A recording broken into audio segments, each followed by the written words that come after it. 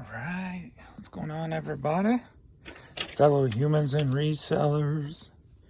It is I, James, readoptionagency.com.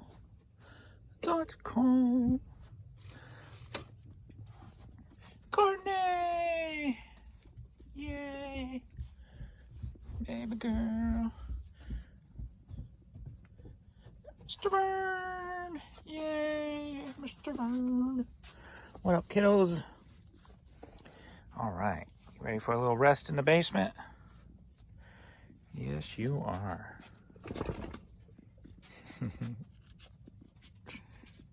Bed number 1, bed number 2. Bed number 1, bed number 2.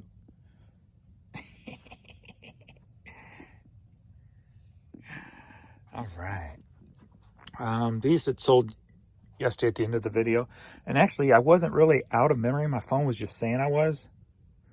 And so after I made the video, I'm like, wait a minute, that's only 19 minutes. How am I out of memory? So I rebooted my phone and it worked fine. I'm like, oops, this phone is so weird. And I still haven't got it, but I spent like $2,000 this month on supplies and my windshield, so I really can't go out and I really don't want to go out and buy a phone this month. So maybe I'll finally I guess I gotta find my password to my Apple before I can get a new phone, or I won't be able to download all the apps again, correct? So I've got to figure that mess out first, I guess. And then maybe I'll finally get a new phone.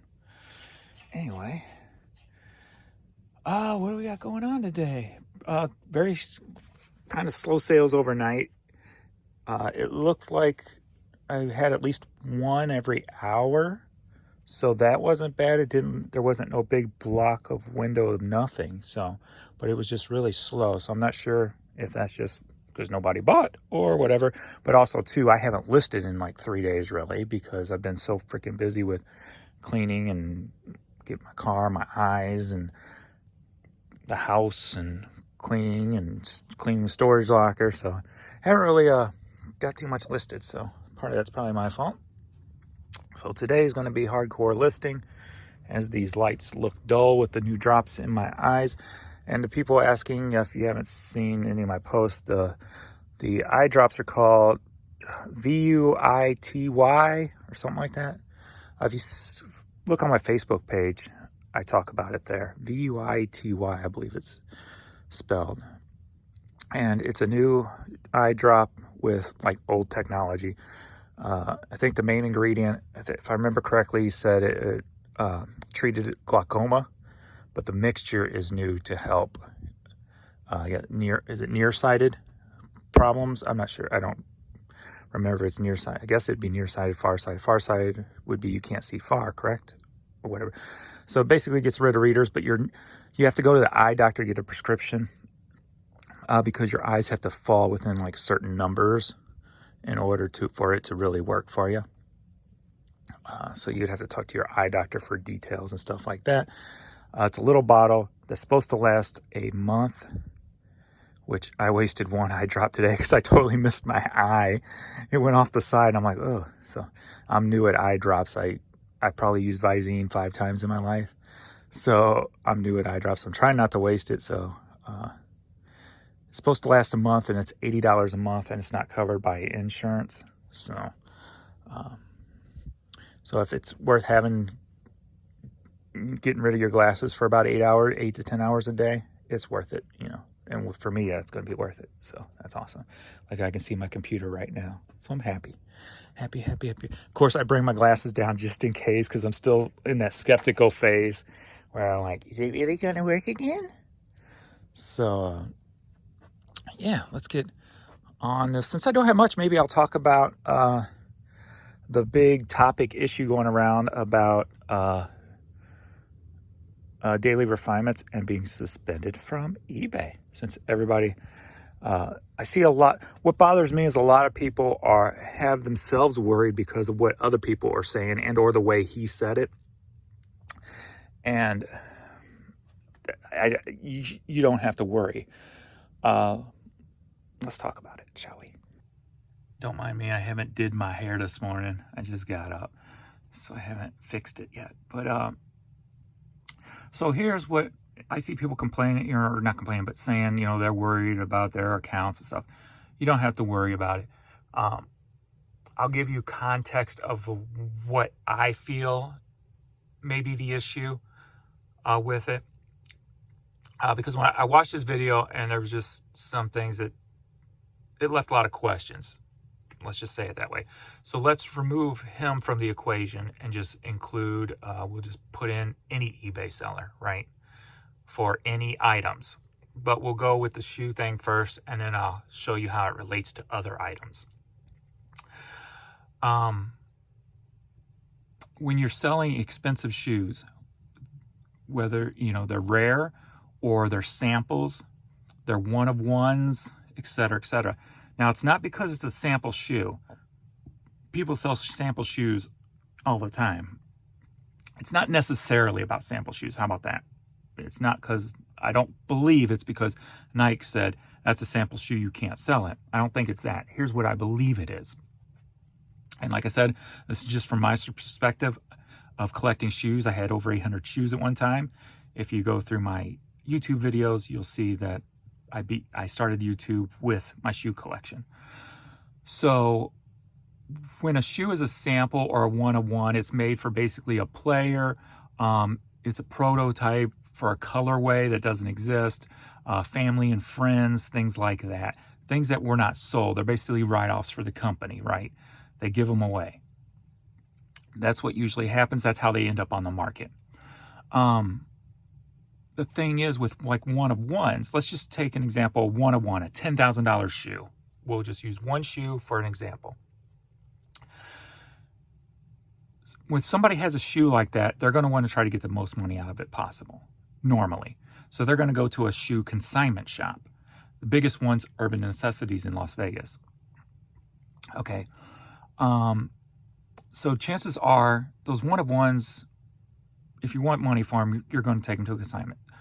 The thing about one-of-ones is Nike, you can't prove it's a one-of-one shoe.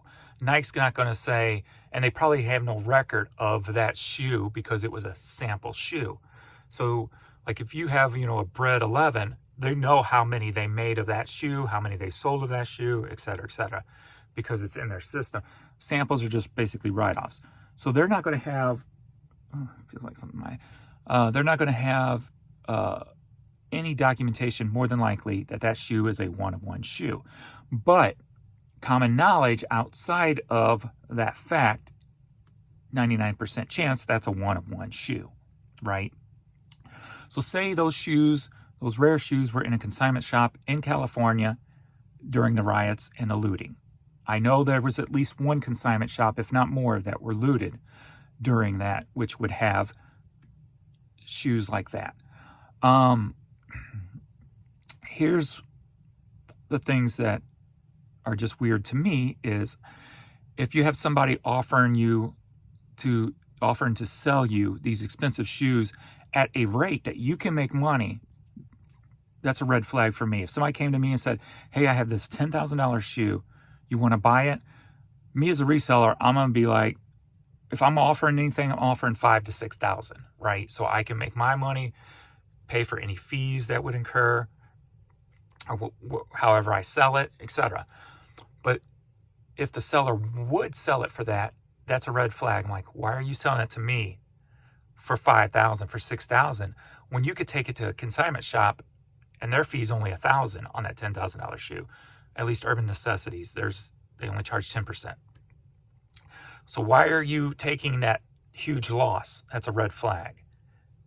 Because you want to move it quick? Well, where did you get the shoe? That would be my next question. Okay, if it sounded a little wonky, then I reach out to the next step in line. Okay, let me have the number of where you got the shoe. And then I would follow up there. If there was anything questionable, I'd be like, you know what? I think I'm going to pass. It's not worth it, right? So if you were an eBay seller and all of a sudden you're selling all these high dollar shoes. See, here's the one thing that, one statement that didn't sit well with me was grow too fast. There was a situation where I was able to buy a lot of, why is my voice cracking like this? There was a situation, my voice ain't going to stop, where I went from $15,000 a month, where I was topping 40 to 50, even over 50,000 a month, because I got into some shoes. I was able to buy them from a clearance store, and like the 1 month alone, I spent $28,000 on shoes. So the growing too fast thing's not really the red flag per se, in my opinion. It's what was sold was the red flag. Now, say an eBay seller sells 5, 10 rare shoes, one-of-ones, etc., etc. Say there was an insurance claim from this consignment store, and on this claim shows this shoe, that shoe, that shoe, pretty much every shoe that this seller is selling, right? You can't prove that's that shoe, because Nike's not going to say that's a one-of-one shoe. So you can't prove that is the shoe. Okay, you following me so far? But it's a red flag when the community, and it's common knowledge that chances are that is a one-of-one shoe. Shoes like that too, I don't think will be authenticated by eBay, because there's no backstory, there's no proof, being that they were samples and they were given away by eBay, right? So I think if you tried to sell any samples on eBay nowadays for over $100 or whatever the case may be, I've sold samples before. You can get samples at Ross, or you used to, because I used to find samples all the time at Ross's. So that shows that Nike does get rid of some of them. They sell them at the lower amount, the B-rated products that go to Ross and stuff like that, or the overstocks and stuff like that. So they do sell samples, technically. So selling is not the problem, but authenticating that colorway or that particular shoe with eBay, it's not going to happen. If you take that shoe to Urban Necessities, somebody there is going to look at it and go, oh, I understand this shoe. I know where it comes from, and they know the history of the shoe. You send it to eBay Authentic, I think legally, even if the authenticator can say, oh, this is a cool shoe, I don't think he can, under eBay's terms, probably say that this is real, because there's no paper trail leading it back to Nike, basically. I hope that makes sense. So if a consignment shop comes to eBay or the insurance company and says, hey, I've got a list here of these one-of-one shoes. You have a seller on eBay who's sold 10 of these one-of-one shoes that were stolen from this consignment shop. You can't prove that it's them, but it throws off a red flag. So it's almost like, in my opinion, it would be like eBay going, hey, the same way I would do if somebody offered me a $10,000 shoe for $5,000. You question it. So I could see eBay going, well, where did you get the shoe? Can you show me proof of where you got the shoe? Right? And then if you can't produce that, eBay will step back and go, you know what? I can't be your friend no more. I'm sorry. Goodbye. If somebody brought me a truckload full of, I don't know, coffee makers that are worth $500, I'm just making something up here, and they were going to sell them to me for $100 a piece, red flags going off in my head and go, where'd you get these coffee makers? Well, and okay, well, let me check out your story. If their story checks out, or if their story don't check out, first thing I'm going to do, you know what, it's not right for me. It's not worth the risk. Sorry, I'll pass. If everything does work out, here's your next step. You got this whole truckload of questionable product that seems to check out in your experience, in your back checking, but you never know. You got to remember, reselling is almost like a pawn shop. When you go in to sell something at a pawn shop, what do? They take down all of your information, they copy your ID, they make sure they cover their butt. So if that item was stolen or what have you, they got a paper trail and says, look, I got it from this person on this day at this time. Here you go. Red flags off of you, and it goes to the next person. So say, this person on eBay maybe have sold 10 of these one-of-one shoes that's possibly stolen. All right, there's a 95% chance these are the shoes that was taken from the shop, but there's only a 50-50 chance that the seller knew about it, correct? I'm not saying nobody's guilty of anything, right? There's a 50-50 chance that seller knew, seller didn't know. But what was wrong, or what didn't happen, is the seller didn't question it. Well, maybe, I don't know. Always question it, and then always back it up with documentation. If somebody won't give you their driver's license, they're trying to sell you a $10,000 whatever, something's fishy. Something's not right. And if you take that chance, it could come back and kick you in the butt. That's just plain and simple math right there. I hope that makes sense, and I think I kind of explained it in a way that kind of makes sense. So there's no way to prove those shoes, but it's common knowledge.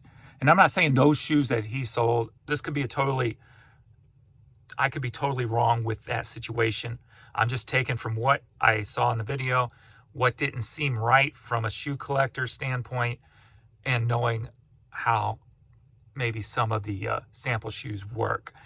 And then throwing on top of it scenarios with any item that you're buying from people in bulk for expensive prices, etc. Always question it all, and always leave a paper trail. Because if you don't, you could wind up in the situation that he's in. So, and I'm not saying he's guilty or not guilty. I know nothing about the details. This is just more of explaining the situation, I think, better than he did, so that you don't have to worry about any of the little things that you sell. And if you do come across some big scores, as I said, question it, follow up with where that person said they got it.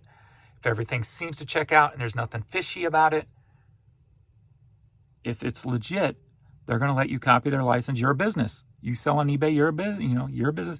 You want documentations, sales receipt, have them sign it after you're done, date it, boom, it's off your back. So that all this is being said just so you don't have to worry about the stuff that you sold. It really has nothing to do with what's going on with him, but it's just my scenario, what could have happened. Let's just put it that way. But anyway, let's get to shipping. All right, now, speaking of shoes, these are not rare of any sorts, and I got them at a thrift store. Sold them for $12, headed to Robinson, Texas. Spanish Favorites cassette sold for $7, headed to Porter, Nebraska. So with the eye drops, as I said yesterday, the bulbs in the house, the light gets a little bit dimmer. Today it feels like it's a little bit more dimmer than it was yesterday, but I also feel my vision is a little bit better than it was yesterday, so maybe I really got I know over time, you're supposed to not get to full effect, or it reaches its perfection or whatever, the best of its ability at 30 days or so. So I can't even wait for it to get better than it is, because it's cool now. But it's a little bit better than it was yesterday, but it's also a little bit dimmer in here than it was yesterday. And I started wearing off about 5 yesterday, so 8 to 5, so not bad. And then I started using my glasses after about 7. So this is a lot of CDs. Nothing major here. Sold them for $5.50, going to Barryton, Michigan. Cardinal stuff still selling. I need to really dig into my supplies and pull everything Cardinal related out, because now is the time. Strike while it's hot. Cardinals hat sold for $9, headed to Indiana. Bank of America Racing, $7, going to Deerfield, Illinois. All right, so I got this unknown like EC logo here hat, and sold for $6. Going to Los Angeles, California, but it's a gift to somebody, and they wanted me to send it to them and asked me to put a little note for happy birthday in there. So Jan printed this up. Who's got a B-day? And so I wrote happy birthday in there, so I'll put that with the hat. I don't really I can't remember the last time somebody asked me to put a note in an item. It rarely ever happens. Like I said, I don't even remember, probably 10 plus years ago, if anything. But anyway, we're going to get this shipped out. And I don't know if he told me to put his name in there or not, but even if he did, I think I'm not, just to make it more of a mystery. Like, why is this urban picker sending me a birthday gift? And I'm sure he'll find out and tell and stuff. So anyway. Alrighty, we got a Duke shirt. Sold for $10. Headed to Fairhope, Alabama. And I am reading this without glasses on. Yes. This is so freaking awesome. Did I mention that today? All right, another one of my old tattoo flash arts. I don't think I gave any of the tattoos off of this one. Doesn't look like it. All right, so this one sold for $10.50, headed to Washington. You know, I think everybody's out of the house today. This is the second time since my dad passed that it's just me in the house. It's first time was really emotional for me. As I'm thinking about that feeling, it is right now at the moment, but I also feel very relaxed, very calm. Feel like, hey, I'm going to be able to get a lot of work done today type of feel, you know, like almost like a happiness, dare I say, like a relief, I guess, a happy relief that, hey, I'm going to be able to do everything I want to do today, just me, if that makes sense. So kind of haven't had that feeling in a long time. So it's pretty weird. But anyway, St. Louis Cardinals jersey, DeRosa. This sold for $14. Headed down to Texas. Texas. CT46. I just have to make sure I take my phone more places with me now when I'm in this. If I get into a darker corner, it's a little bit duller, so I gotta put my light on. I like it when it's easy. That's what's weird. Like last night, I caught myself. I'm like, what a dumbass. Like the video I took you in my room. I'm like, why didn't I just turn on the light on my phone? What a dumbass. That just came to me like in the middle of the night. And so there we go. So some of the simplest things always goes right by me sometimes. But I got this big shelf that's just a bunch of boxes that are odd shaped or whatever, which I've been going through more since I'm selling more stuff from the honey hole that's just odd shape in that. So I'm glad I've got this back stock of boxes. So, and then all my other boxes and more there. My vinyl, my mailers, and then behind the mailers, I got more mailers and a bunch of bigger boxes like the Chewy boxes and stuff like that. So if I need something huge. But anyway, all right, there we go. Had a weird dream last night. Weird dream. Let me see if I can recall it for you. So, you know, when you get woke up, you remember your dreams. So,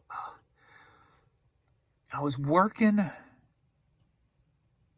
in, I don't know what we were doing. It was two other people with me. And we sat down at a desk to try to figure something out. And then all of a sudden the floor gave away because we felt like somebody was after us. Somebody had come in, or some guy kept showing up in a pickup truck. And he would just stand there and stare at me. And I'm like, why is this? You know, I felt threatened, right? So I confront him. He really didn't say much. And what he did say was just kind of weird. And I can't even remember what exactly it was. I just remember the feeling. So I felt like somebody was hunting me and going to hurt me or something. So me and these two people sat down at this desk at our job, talk about something. And then one statement was, well, what are they going to do, try to get us? And then the floor opened up and something fell through the floor. Like, oh, they're going to sabotage the floor. Then all of a sudden, the floor above us opened up.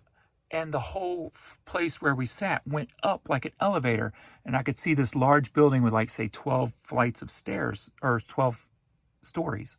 And the floors opened up on every one of them. And the desk area where we sat went up to the top like an elevator, right? And we're like, what the heck's going on? We get to the top, we get out, and we step in this place. And it's like a business. Beautifully prepped, clean, and all these employees there. And when we step out, everybody starts clapping and yelling, yay, they're here, blah, blah, blah, surprise, and things like that. We're like, what is going on? It made us feel very welcome. But then we were kind of like forced in And then after we got in, we realized, well, we're here for their entertainment and they're going to kill us in the end. It was weird. So they started putting us in like almost like escape rooms where we were basically told that we can't get out of it, but we felt like we could. But like the first room they put us in was just filled with toys. Like, okay. So I sat down and started playing with toys. So they sat down with me, the two people I was with, we started playing with toys and go, okay, there's got to be something here, something within these toys that we're not seeing, a way to get out of this somehow, some way. So we started trying to strategize how to get out of this while we're being watched on camera. So it was a very weird situation, and that's all I remember from that right now. But it was a totally weird dream. Anyway, that was my dream. I'll talk about anything on these videos, won't I? All right, IBEW local 649. Sold for $6. Headed to Livingston, Texas. I think this was from my uncle's stuff when he passed away. So this little figure sold for $5. Headed to Brooklyn, New York. All right, we got some women's New Balance here. Sold for $13 here, and headed up to New York here. 924. 918. I probably don't need to be wasting this space. All right. I talked enough on this film. On this episode, I need to just ship from here on out. My stamps keeps airing out today. All right. 20 cassettes sold for $15. Headed to New York, New York. All right. Do or Die. Get the paper Hastings CD. Sold for $6. Headed to Reno, Nevada. Adrenaline OD, Cruising with Elvis and Bigfoot's UFO. Yeah, that sounds fun. Sold for $5. Headed to California. Brandy's Bike, Stories for Children. Sold for $7. Headed to Middleburg, Florida. Super hits of the 70s. If you ever see these, look them up. Different volumes go for different amounts. Some of them go for $20, $25. This one sold for $9. Headed to Fox Lake, Illinois. All right, so I got this whole box for $8 for my honey hole, and there was a couple more no-name ones in there that I put in a lot together. But I'm looking for a candy shop. This is it here. And these are from 2002, and they're called Hoppy Hollow. There's all different kinds. So this sold for $9.50, going to Sebastian, Florida. All was for $8. Are you ready for a CD lot? Taking advantage of my clearance. Buy 2 or more, get 50% off. Headed to Alabama. We got a diverse set here. Bullet Boys from the hairband days with a little Conway Twitty from the old country days. All right, we got this hat here. Sold for $10. Headed to Champaign, Illinois. Puzzles still paying out. Patchwork Fancy Puzzle sold for $16. Headed to Sparks, Nevada. All right, Country Club Prep Shirt sold for $10. Headed to Washington, D.C. All right, we got a Brixton hat sold for $10. Headed to Sanford, North Carolina. All right, Shoop Keeping Farms Running hat sold for $14. Headed to Winchester, Virginia.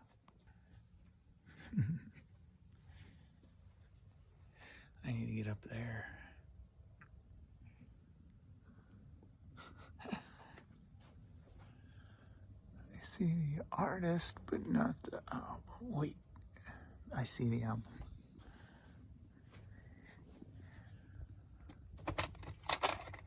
There we go. Without disturbing and giving belly rubs. All right, we got Gary Moore, Ballads and Blues cassette, sold for $6. Headed to Victoria, Texas. All right, White Pass Yukon Route hat, sold for $13. Sold on Bonanza and headed to the UK. Somebody heard the Prentice. Didn't you? You know what time it is. Look at baby girl. She's like, you know what this means? You know what this means? Rub my belly. Rub my belly. And Mr. Jealous. Gotta get into the picture. Because he needs belly rubs too. He needs belly rubs too. Alright. Stretchums. Alright. That is all for this video. So, thanks everybody for watching. And we shall see you in the next video.